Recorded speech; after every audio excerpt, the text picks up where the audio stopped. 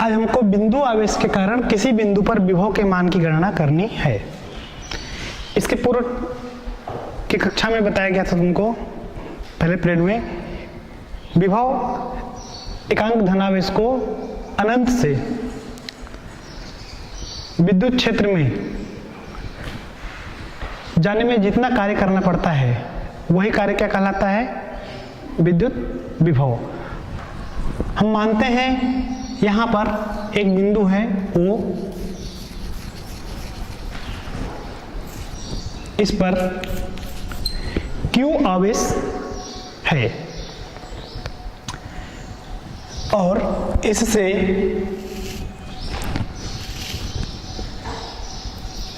कुछ दूरी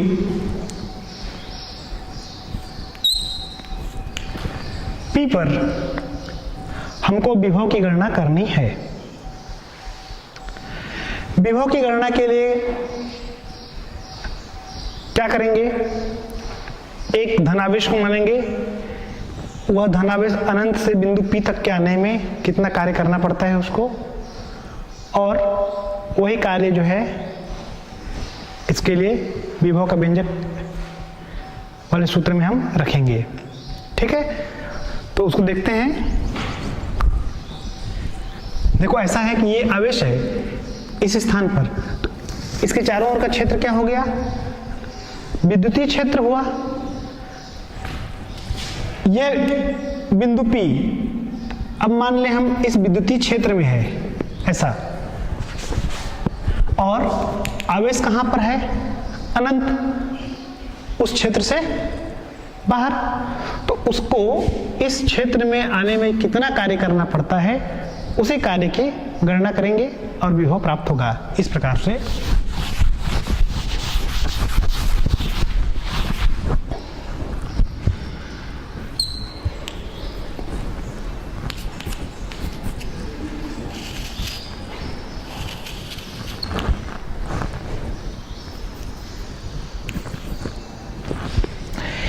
इसकी गणना के लिए क्या करते हैं कि उस आवेश को कुछ P से आगे की दूरियों में यह मान लेते हैं कि हमको जिस स्थान पर गणना करनी है, जिस बिंदु पर गणना करनी है, उससे निकटस्थ कुछ अन्य बिंदु भी हैं, जैसे बिंदु P1, P2, P3,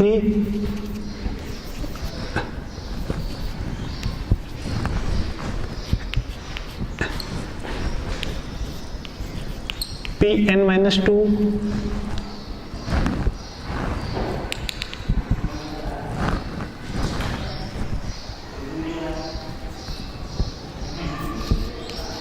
Pn-1, Pn। ऐसा मान लेते हैं कि हमको आवेश कहां से ला रहे हैं? Pn से। Pn से आवेश को ला रहे हैं कहां तक के? P तक। तो थोड़ा समझो जरा, Pn से वो आता है अगर P तक के, तो किन किन बिंदुओं से होकर के गुजरता है? देखो, Pn से Pn-1, Pn-2, ऐसे यही स्टेप रहेगा ना। इस पर कौन सा आवेश है? यहां पर इस जगह पर आवेश है जो वह है एकांक धन आवेश। उसको मान करके चलते हैं कि वो आगे से ला रहे हैं। इन बिंदुओं की दूरी है, यहां तक की दूरी को ले लिए D, इससे P1 की दूरी को ले लेते हैं D1, यहां तक की दूरी को ले लेते हैं D2,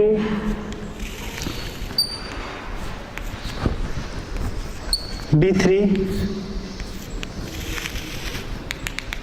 इस तरीके से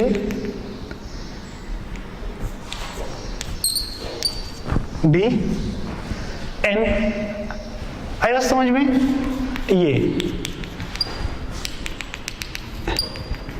ये दूरी क्या आ जाएगी? Dn-1। ये दूरियां हैं। अब हम मानते हैं कि आवेश को P1 से P तक के लाया गया। ऐसी स्थिति में कार्य क्या होगा? तो O पर स्थित धन Q आवेश के कारण P पर विद्युत क्षेत्र की तीव्रता EP बराबर हो जाएगा 1/4 pi epsilon 0 K Q upon इन दोनों के बीच की दूरी का वर्ग। ये हो गया। बिंदु P1 पर अगर यह आवेश कहां पर रहता है? P1 पर, तब तीव्रता क्या होगी? तब तीव्रता हो जाएगी EP1 बराबर 1/4 pi epsilon 0 K Q upon D1 square. इसी तरीके से हर जगह पे तीव्रता रहेगा, हर जगह तीव्रता रहेगा, मतलब इस आवेश का प्रवाह इस बिंदु पर, प्रभाव इस बिंदु पर भी, इस पर भी, इस पर, हर एक बिंदु पर रहेगा। और उन दूरियों को हम क्या किए हैं? पास पास से मानकर चल रहे हैं, नजदीक नजदीक में। तो इन दोनों के बीच में अर्थात P1 और P1 और P के बीच में माध्य तीव्रता, माध्य जो औसत बोलते हैं, औसत तीव्रता कितना होगा? तो वह औसत तीव्रता ज्ञात करने के लिए इन दोनों के बीच की औसत तीव्रता के लिए हो जाएगा P और P1 के बीच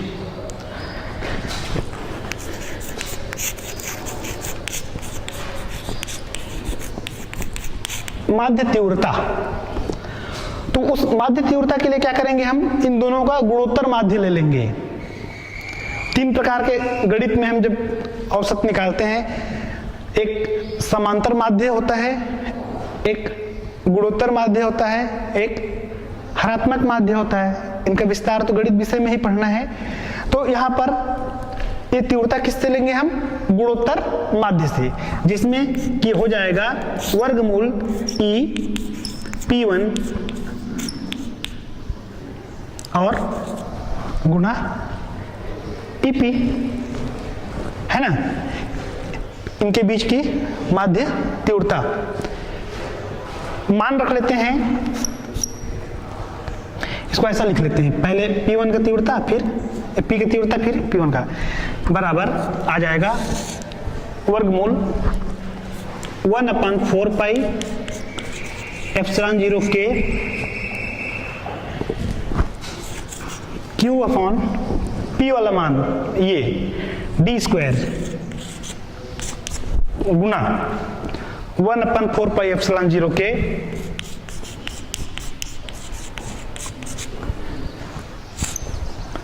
गुणा Q अपॉन D1 स्क्वायर। ये इस व्यंजक को और हल करते हैं जब, तो माध्य तीव्रता का मान बराबर आता है इन दोनों के बीच में, ये वर्ग सब पद एक समान है, एक समान नहीं, दो बार है। ये है ये Q भी 2 बार, K भी 2 बार, और ये खुद अपने आप में वर्ग के रूप में है, तो वर्गमूल हट जाएगा, तो आ जाएगा 1/4 pi epsilon 0 K Q upon D1। इस तरीके से यह तो हो गया तीव्रता इन दोनों के बीच में, औसत तीव्रता। अब ये मान लेते हैं कि यह धनावेश कहां पर है? बिंदु P1 पर है। तो P1 से P तक के लाने में कितना कार्य करना पड़ रहा है? P1 से P तक के लाने में कार्य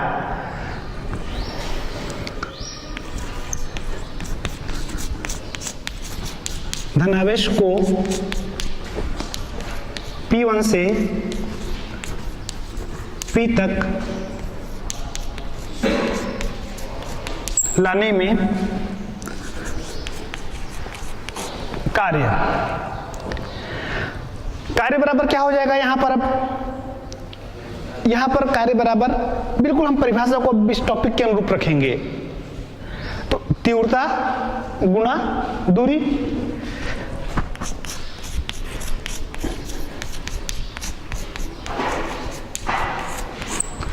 यहाँ पर तीव्रता से तात्पर्य इन दोनों के बीच की माध्य तीव्रता अर्थात ये वाला मान, और दूरी।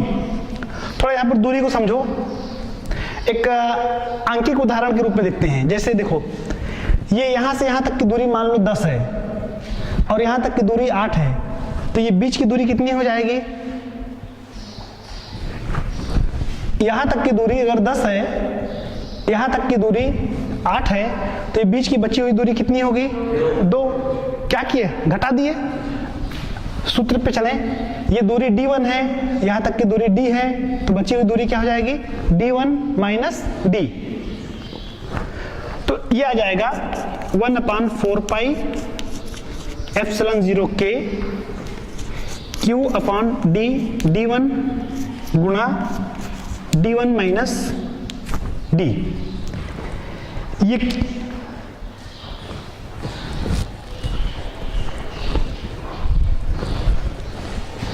P1 को P तक के लाने में किया गया कार्य बराबर, इस कार्य को ले लेते हैं W1, तो 1/4 पाई एप्सिलॉन 0 k। ध्यान दो इधर, ये ब्रैकेट के अंदर जब जाएगा तो ये d1 इस पद से कट जाएगा, इस d1 से कट जाएगा, और ये d इस d से कट जाएगा। W1 बराबर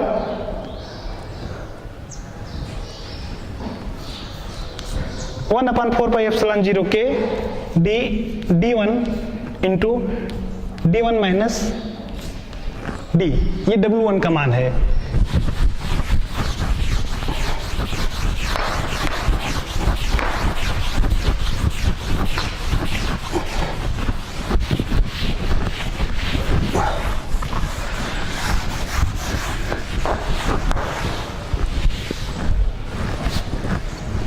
तो एकांक धनावेश को P1 से P तक लाने में जो कार्य का मान प्राप्त हुआ था वह कितना आया? W1 बराबर 1/4 pi epsilon 0 k q upon d, d1 into d1 minus d।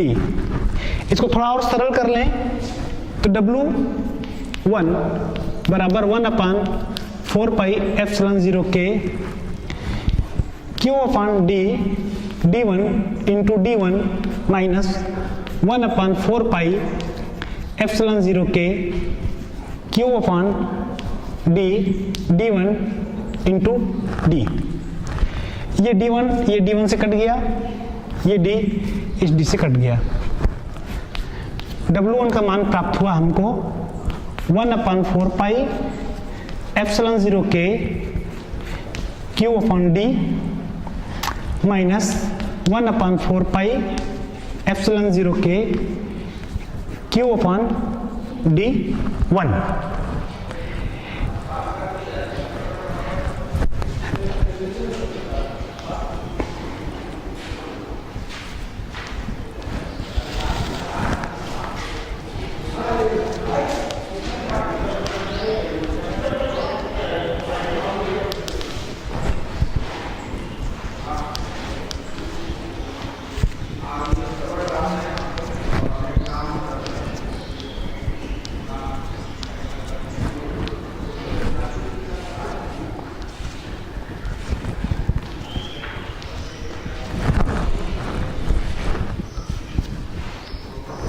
ये इस तरीके से हम स्थिति को लिए थे, इस चित्र से समझेंगे तो टॉपिक आसान होते जाएगा। अभी क्या किए हम? P1 से P तक के यदि उस धनावेश वो धनावेश आता है तो जो कार्य का मान प्राप्त हुआ वो इतना था। अगर हम माने वो कहां से आ रहा है? P2 से। कहां पर आ रहा है? P1 पर, अर्थात P2 से P1 पर आता है, तब कार्य का मान W2 बराबर आ जाएगा 1/4 पाई एप्सिलॉन 0 k P2 से P1 पर, P2 से P1 पर, वो देखो P2 से P1 पर, तब के यहां पर क्या हो जाएगा? D1 माइनस 1/4 पाई एप्सिलॉन 0 के Q अपॉन D 2। अगर ऐसा कहें तीसरे बिंदु से दूसरे बिंदु पर अर्थात P3 से P2 पर आता है, तब देखो जरा इधर, ये ऐसे P3 से कहां पर आता है, P2 पर, तब किया गया कार्य 1/4 पाई एप्सिलॉन 0 के Q अपॉन क्या जाएगा यहां पर D2 माइनस 1/4 पाई एप्सिलॉन 0 के Q अपॉन D3। अंतिम पर चलते हैं। यदि Pn से कहां पर आ रहा है, Pn-1 पर,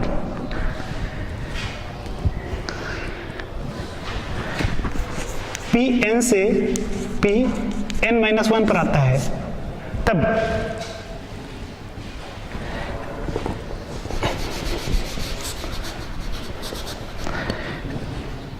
यहां पर इस कार्य का मान ले लेते हैं W3। यहां पर कार्य का मान क्या ले लेंगे, Wn, nवें स्थान पे आ रहा है तो पहले से गया तो 1 लिए, nवें से आ रहा है तो Wn, तो वो हो जाएगा 1/4 पाई एप्सिलॉन 0 के Q। अब क्या आएगा देखो, आखिरी से पहला, अर्थात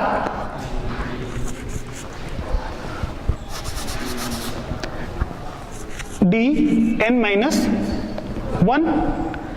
और इधर हो जाएगा 1/4 पाई एप्सिलॉन 0 के Q अपॉन Dn। तो स्थितियां क्या हो रही हैं, हम मानते जा रहे हैं। तो इस प्रकार से यदि Pn से आता है तो Pn-1 पर आएगा, उसके बाद Pn-1 से Pn-2 पर आएगा, Pn-2 से उसके पहले वाले पर, उससे फिर उसके पहले वाले, इसी क्रम में ये आगे आते जाएगा। तो कुल कार्य किया गया, कुल कार्य बराबर क्या हो जाएगा, यहां से यहां तक के आने में कार्य, फिर इधर आने में कार्य, फिर इधर आने में कार्य, इस प्रकार, यानी कुल किया गया कार्य बराबर W1, W2, W3, इस तरीके से पूरे n स्टेप में आने में जितना कार्य करना पड़ा सभी का योग बराबर। इन सबको जोड़ेंगे तो आ जाएगा 1/4 पाई एप्सिलॉन 0 के पहला स्टेप का कार्य Q upon D minus 1/4 pi epsilon 0 के Q अपॉन D1 प्लस दूसरा W2 का मान 1/4 पाई एप्सिलॉन 0 के Q upon D1 minus 1/4 pi epsilon 0 के Q अपॉन D2। इस प्रकार से समस्त कार्य को जोड़ेंगे। अंत वाला स्टेप क्या रहेगा, अंतिम स्टेप रहेगा 1/4 पाई एप्सिलॉन 0 के Q अपॉन कितना आएगा Dn। अंतिम को ले रहे हैं डायरेक्ट हम, क्योंकि दूरियां अनंत है तो शुरू के 3-4 स्टेप ले लिए और अंत दूरियां अनंत नहीं है, अभी हम दूरी को n माने हैं, तो ये ऐसा। अब ध्यान दो इधर थोड़ा, ये देखो 1/4 पाई एप्सिलॉन 0 के D1, 1/4 पाई एप्सिलॉन 0 के D1, ये धनात्मक है ऋणात्मक है, आपस में निरस्त हो गए।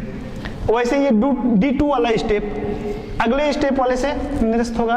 प्रत्येक में क्या स्थिति आ रही है कि हर एक कार्य का जो ये सेकेंड वाला भाग है ये अगले स्टेप के पहले से कैंसिल होते जा रहा है। ये 3 वाले से देखो यहाँ पर 2 है तो ये इसमें खत्म हो कैंसिल हो जाएगा, ये इसके बाद वाले से, तो अंत में क्या बचेगा, अंत में बचेगा 1/4 पाई एप्सिलॉन 0 के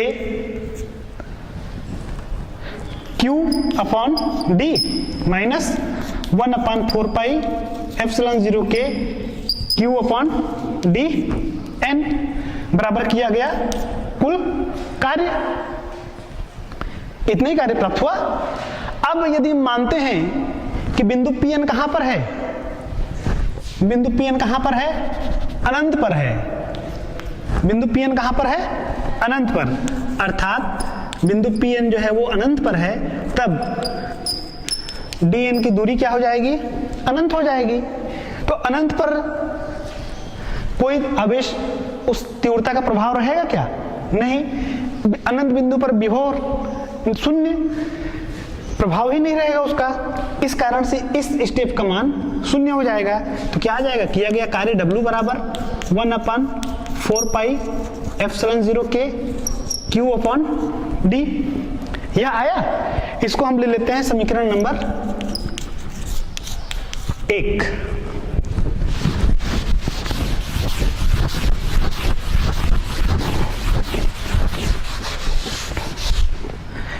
अतः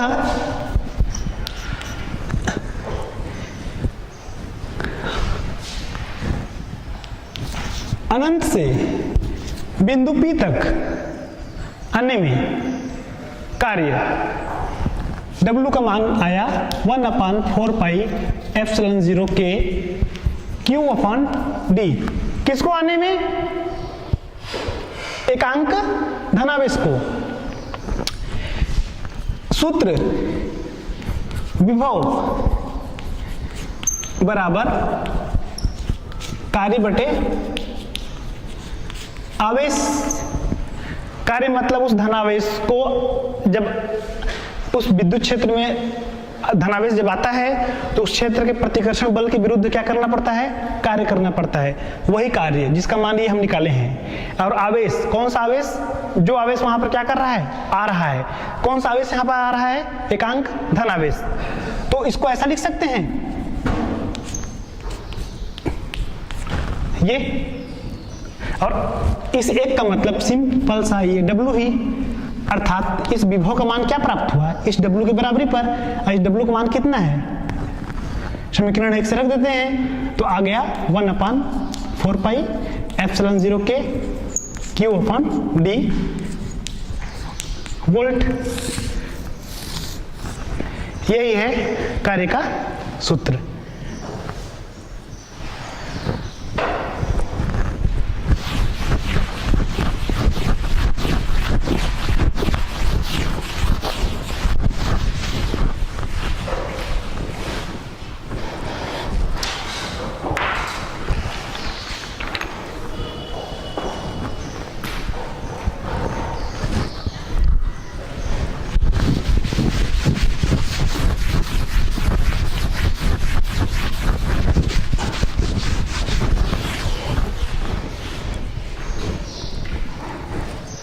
सॉरी, लास्ट में मैं भी कार्य का सूत्र बोला ना, कार्य का सूत्र नहीं, वो किसका सूत्र रहेगा?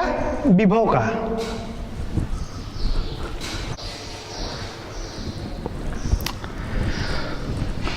तो अभी हम जो गणना किए, जिसमें कि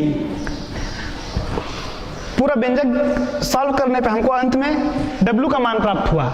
उस धनावेश को अनंत से बिंदु P पर आने में किया गया कार्य का मान, और वही कार्य का मान जो है, जो सूत्र प्राप्त हुआ है, कितना प्राप्त हुआ था? W = 1/4πε0k Q/d।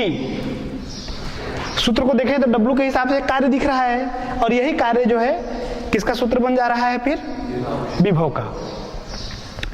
आगे हम पढ़ेंगे वैद्युत द्विध्रुव के कारण किसी बिंदु पर विभव।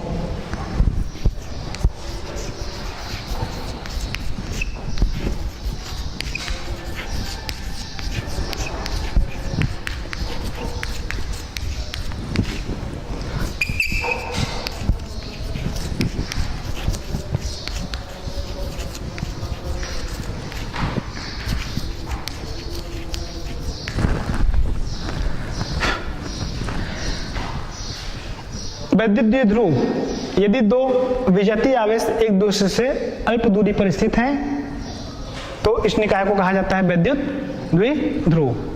जैसे माना ए बी एक वैद्युत द्विध्रुव है, इनके दोनों सिरों के बीच की दूरी 2l है। इससे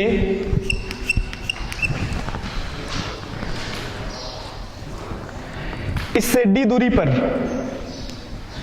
या r दूरी पर, वो तो स्वच्छ है, कोई भी हम ले लेंगे, है ना। तो इससे r दूरी पर इस द्विध्रुव से, तो द्विध्रुव से जब दूरी मानते हैं तो वो उसके मध्य से लेना है हमको। तो यहां से r दूरी पर कोई बिंदु है P, उस बिंदु P पर हमको विभव की गणना करनी है। ये मध्य से इस बिंदु P की जो दूरी है वह दूरी है r। बिंदु A पर कौन सा आवेश है, धन q, B पर आवेश है ऋण q, बिंदु P पर आवेश है एकांक धनावेश। तो इस पर हमको क्या करना है, विभव का मान ज्ञात करना है।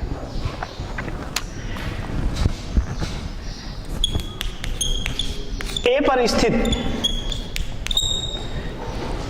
कौन सा आवेश स्थित है, प्लस q के कारण,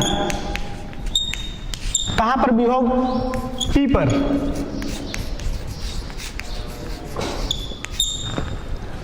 विभव इसी तरीके से B पर स्थित माइनस Q के कारण P पर विभव। विभव का सूत्र भी बताया गया, V इक्वल टू 1/4πε0 के Q अपॉन D। और D से तात्पर्य क्या है, दोनों आवेशों के बीच की दूरी। तो आ जाएगा, इसको मान लेते हैं, इसको V1, इसका मान V1। तो V1 बराबर हो जाएगा 1/4πε0 के Q अपॉन A और P के बीच की दूरी, A P। एक ध्यान देने वाली बात यह है कि हमको जो सूत्र मिला है, तीव्रता वाला जो सूत्र था उसमें दूरी का वर्ग था, अब विभव में वर्ग नहीं है। तीव्रता एक सदिश राशि है, विभव सदिश राशि नहीं है, इसलिए यहाँ पर हमको दिशा वगैरह दर्शाने की आवश्यकता नहीं है। बराबर 1/4πε0 के Q अपॉन AP। AP मतलब A से P तक की दूरी, ये कुल दूरी कितनी है, R। इतनी दूरी कम कर देते हैं तो क्या हो जाएगा, R माइनस L। ये V1 का मान आया। इसी तरीके से B पर स्थित माइनस Q आवेश के कारण P पर विभव V2 बराबर 1/4πε0 के Q अपॉन, क्या होगा दूरी का मान यहां पर, B P। एक चीज ध्यान देना, यहां पर एक किसका विद्युत क्षेत्र है, ऋण आवेश का, तो यहां पर उसका मान लेना पड़ेगा, ठीक। ये क्या हो जाएगा, ऋण आवेश माइनस Q, या 1/4πε0 के minus Q upon BP। BP का मान क्या हो जाएगा, ये दूरी है R और इधर की दूरी L, ये हो जाएगा R प्लस L। यह मान है V1 का, यह मान है V2 का। अतः अभी तक तो इस एक आवेश के कारण, फिर ये दूसरे आवेश के कारण, अब एक साथ दोनों के कारण मतलब क्या करेंगे, वैद्युत द्विध्रुव कौन सा, AB के कारण P पर विभव V बराबर हो जाएगा V1 प्लस V2। V1 का मान रख लेते हैं 1/4πε0 के Q upon R minus L plus 1/4πε0 के minus Q upon R plus L। इस तरह से V1 और V2 के मानों को हम क्या कर दिए, यहां पर रख लिए। ये दोनों मान जुड़ेंगे। जो उभयनिष्ठ मान है उसको बाहर निकाल लेते हैं, तो 1/4 पाई एप्सिलॉन 0 के, Q को भी बाहर ले लो, 1/r minus L minus 1/r plus L, 1/4 pi epsilon 0 के R square minus L square, R plus L minus R plus L. कैसे हुआ? गणितीय संक्रिया, इसको है ना, इसका गुणा इधर हो गया, इसका गुणा इधर, इन दोनों को आपस में ले लिए, तो ये r और r कैंसिल हो गया, ये l और ये l कितने बार हो गया? 2l यानी 2l। ये q छूटा हुआ है, q को यहाँ पे लिख लेंगे, आ जाएगा 1/4 पाई एप्सिलॉन 0 के q into 2l upon r square minus l square, ये। और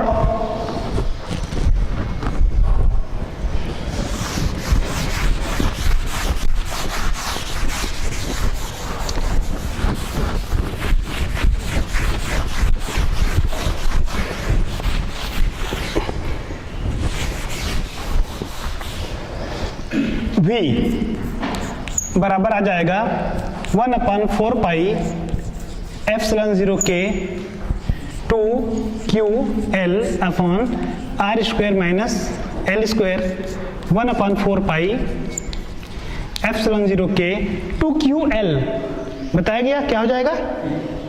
p r square minus l square. यदि लंबाई, ठीक है, कैसी है? कम है,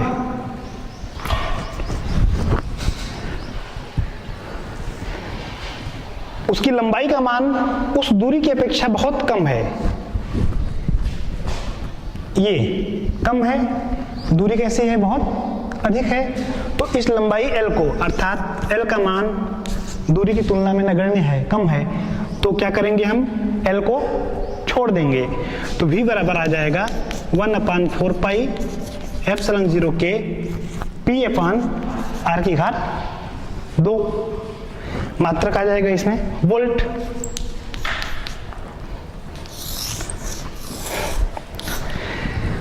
तो v equal to 1/4 pi epsilon 0 के p upon r square volt. अक्षीय स्थिति में विभव का मान, विद्युत द्विध्रुव के कारण किसी बिंदु पर विभव कौन सी स्थिति में है? ये अक्षीय स्थिति में।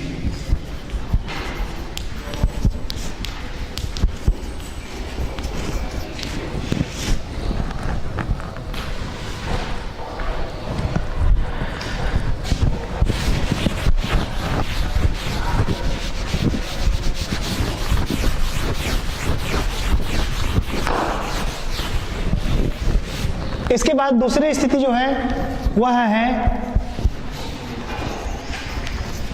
निरक्षीय स्थिति,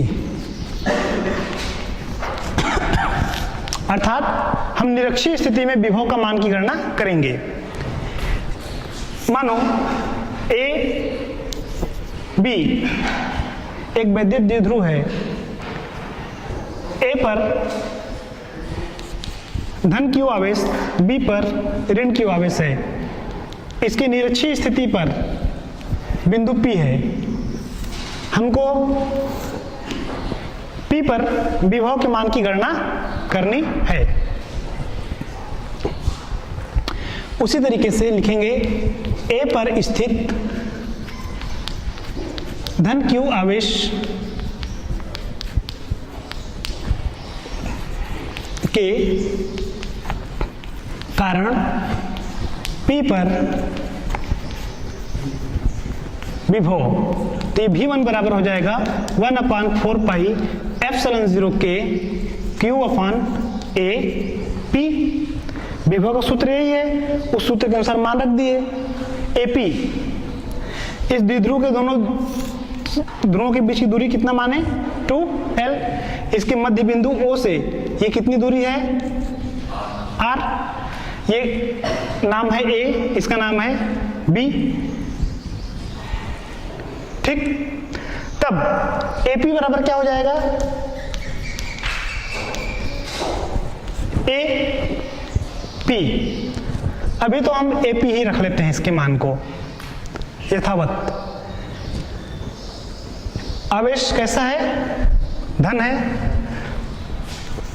B पर स्थित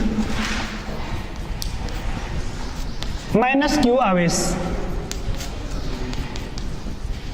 के कारण P पर विभव V2 बराबर 1/4 पाई एप्सिलॉन 0 के Q अपॉन B और P बराबर 1/4 पाई एप्सिलॉन 0 के। आवेश कैसा है, माइनस। ये हो गया। चित्र से हम देखते हैं कि AP का दूरी और BP की दूरी आपस में कैसी है, बराबर। इसलिए V1 का मान और V2 का मान आपस में क्या हो जाएगा, बराबर। लेकिन एक चीज और है, दूरी के आधार पर तो बराबर है, परंतु यहाँ पे जो आवेश है, इस आवेश का मान देखो यहाँ पर कैसा है, ऋणात्मक है। इस कारण से हम V1 और V2 को आपस में बिल्कुल बराबर ले सकते हैं क्या, नहीं। तो कुल विभव का मान बराबर हो जाएगा 1/4 पाई एप्सिलॉन 0 के Q upon AP minus 1/4 pi epsilon 0 के, यहां पर क्या आ जाएगा, K into minus Q upon BP। AP BP बराबर है, तो यहां पर हम क्या रख सकते हैं, BP के बदला में AP। अब देखो यह मान और ये मान 1/4 पाई एप्सिलॉन 0 के Q upon AP plus 1/4 pi epsilon 0 के Q अपॉन AP। लेकिन यहाँ पर Q का मान कैसा है, ऋणात्मक। इस कारण से मान आपस में क्या हो गए, कैंसिल। तो V का मान क्या आ गया, 0। अर्थात निरक्षीय स्थिति में विभव का मान कैसा होता है, 0।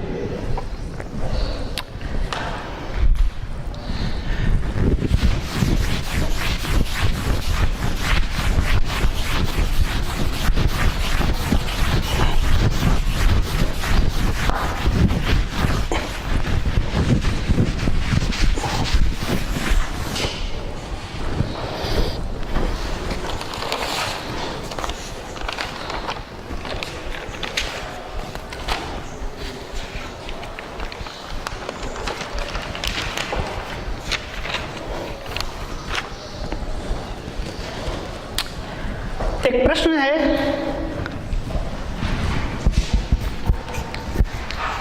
इसी पर आधारित धन 3 माइक्रोकुलाम और ऋण 3 माइक्रोकुलाम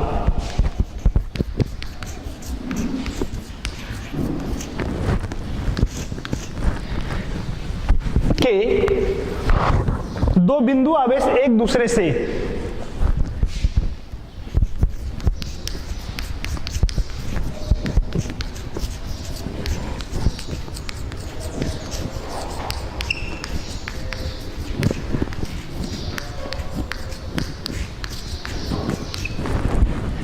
धन 3 माइक्रोकुलाम और ऋण 3 माइक्रोकुलाम के दो बिंदु आवेश एक दूसरे से 2 गुना 10 की घात ऋण 3 मीटर की दूरी पर 2 गुना 10 की घात ऋण 3 मीटर की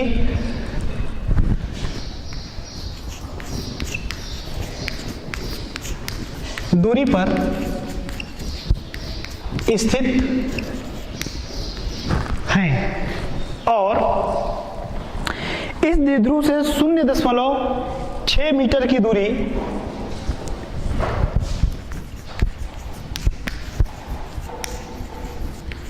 इस द्विध्रुव से 0.6 मीटर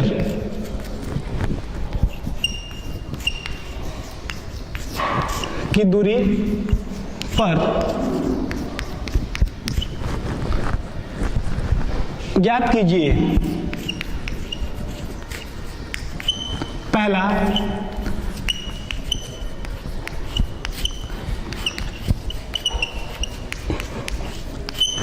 अक्षीय स्थिति में तीव्रता व विभव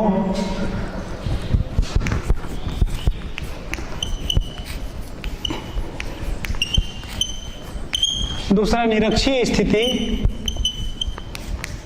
में तीव्रता व विभव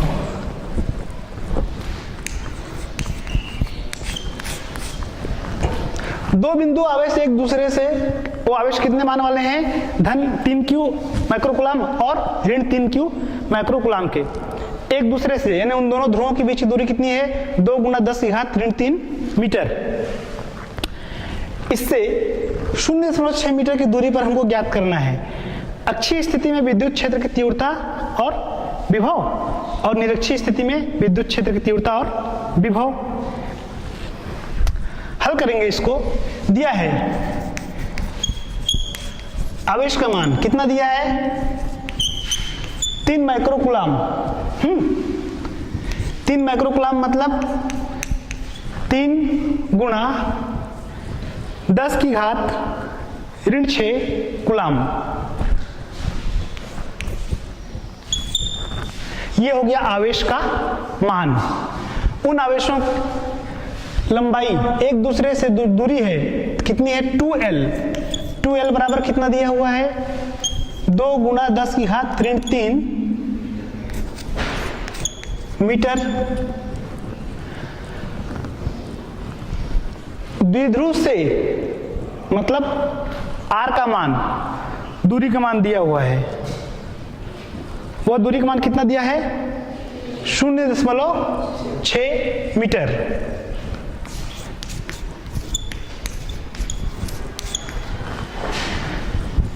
अक्षीय स्थिति में तीव्रता का सूत्र क्या होता है,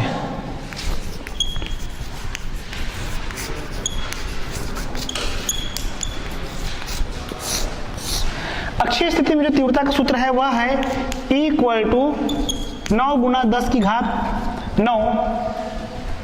गुणा 2p बटे r⁻3। तो यहां p का मान निकालते हैं। p बराबर क्या होता है,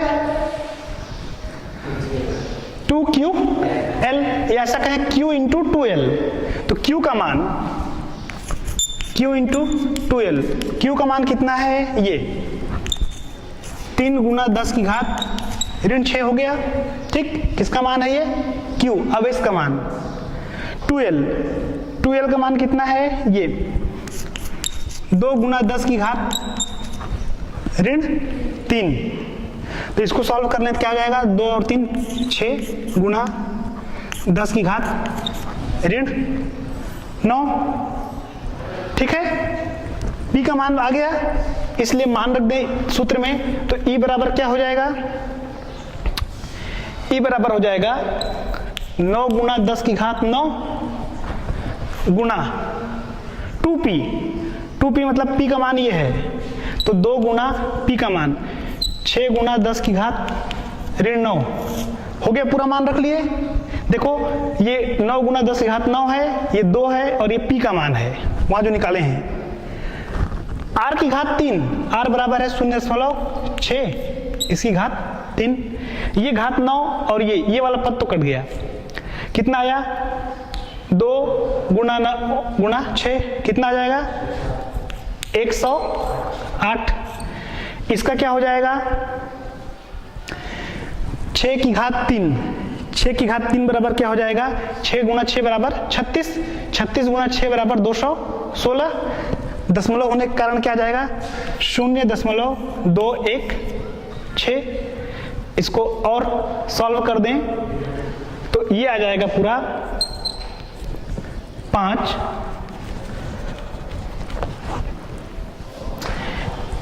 सॉल्व कैसे करेंगे, ऊपर और नीचे गुणा कर लें 100 से, ठीक है। तो गुणा करते हैं यदि हम यहां पर तो क्या आ जाता है,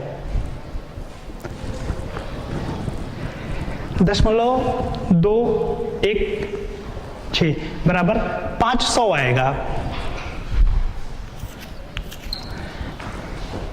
इस 5 से यहां पे गुणा करके देखो, 5 31 3 आता है, 5 एकम 5 और 3 8 और 5 दूनी 10 108, ठीक है। तो विस्तार वाली प्रक्रिया सीधे यहाँ पे कर लिए, बराबर कितना आ गया 500 वोल्ट। क्या आ गया, तीव्रता का मान। विभव भी का मान क्या हो जाएगा, विभव भी का मान कितना आएगा, तो विभव भी का मान हो जाएगा 9 गुना 10 की घात 9, 1/4 पाई एप्सिलॉन 0 का मान इतना ही है ना, गुना P/r², P का मान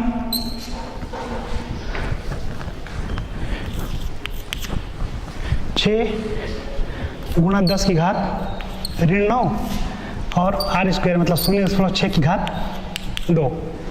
ये कट जाएगा, ये कट जाएगा, 6 और ये 54 और इसका जाएगा 36.36 बराबर क्या हो जाएगा, ये 250 वोल्ट। ठीक, यह है तीव्रता और विभव का मान। धन्यवाद। सॉरी, यहां पर ये इसको भाग देंगे तो ये मान जो है तीव्रता का यहां पर 150 वोल्ट आएगा, विभव का मान अर्थात भी का मान जो आएगा ये निश्चित स्थिति में, अक्षीय स्थिति में भी का मान बराबर हो जाएगा 54/0.36 बराबर 150 वोल्ट।